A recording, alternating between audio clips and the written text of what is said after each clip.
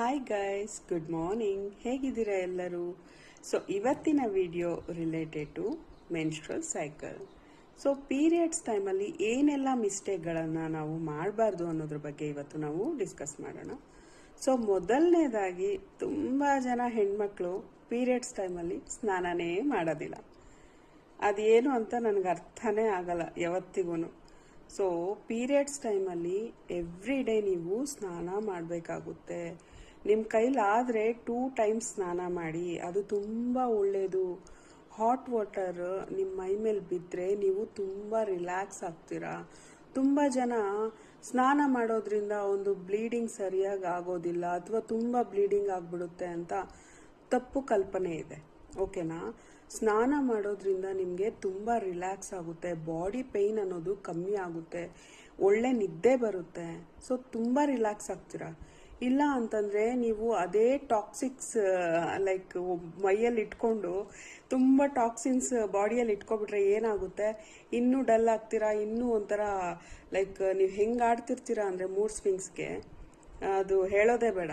So ಪ್ರತಿದಿನ ಸ್ನಾನ ಮಾಡಿ ನೀಟಾಗಿ ರೆಡಿ ಆಗೋದನ್ನು ಕಲ್ತ್ಕೊಳ್ಳಿ. ಅದ್ರ ಜೊತೆಗೆ ಹೈಜೀನನ್ನು ಮೇಂಟೈನ್ ಮಾಡಿ. ಒಳ್ಳೆ ಊಟ, ಮೇಯ್ನ್ ಪೀರಿಯಡ್ಸಲ್ಲಿದ್ದಾಗ ಒಳ್ಳೆ ಊಟನ ತಗೊಳ್ಳೋದಕ್ಕೆ ಟ್ರೈ ಮಾಡಿ. ಸ್ಪೈಸಿ ಐಟಮ್ಸನ್ನು ಅವಾಯ್ಡ್ ಮಾಡಿ, ನಾನ್ ವೆಜ್ಜನ್ನು ಅವಾಯ್ಡ್ ಮಾಡಿ. ಸೊ ನಿಮ್ಮ ಬಾಡಿ ಅನ್ನೋದು ಆ ಟೈಮಲ್ಲಿ ಕ್ಲೆನ್ಸ್ ಆಗ್ತಾ ಇರುತ್ತೆ. ಸೊ ಅಂಥ ಟೈಮಲ್ಲಿ ನಿಮ್ಮ ಬಾಡಿಗೆ ಸಾಫ್ಟ್ ಫುಡ್ಡನ್ನು ಫೀಡ್ ಮಾಡೋದಕ್ಕೆ ಟ್ರೈ ಮಾಡಿ. ಲೈಕ್ ಫ್ರೂಟ್ಸ್, ವೆಜಿಟೇಬಲ್ಸ್ ಅಥವಾ ಒಳ್ಳೆ ವೆಜ್ ಊಟ. ಸೊ ಈ ಥರದನ್ನು ಫೀಡ್ ಮಾಡಿ. ಒಳ್ಳೆ nutritional food. So proteins, vitamins, minerals ಎಲ್ಲ ಇರಬೇಕು ಆ ಫುಡ್ಡಲ್ಲಿ. ಸೊ ಆ ಥರದ ಫುಡ್ಡನ್ನು ನಿಮ್ಮ ಬಾಡಿಗೆ ಕೊಡಿ. ಏನೋ ಊಟ ಮಾಡಿದೆ, ಏನೋ ತಿಂದೆ, ಏನೋ ಮಲಗದೆ ಅಲ್ಲ. ಕೆಲವರು ಊಟನೇ ಮಾಡೋದಿಲ್ಲ ಪೀರಿಯಡ್ಸ್ ಟೈಮಲ್ಲಿ. ಎಷ್ಟು ಊಟ ಮಾಡಿದ್ರೂ ಅದು ಬ್ಲೀಡಿಂಗಲ್ಲಿ ಹೊಟ್ಟೋಗುತ್ತೆ ಅನ್ನೋ ಒಂದು ತಪ್ಪು ಕಲ್ಪನೆಯಲ್ಲಿ ಇರ್ತಾರೆ.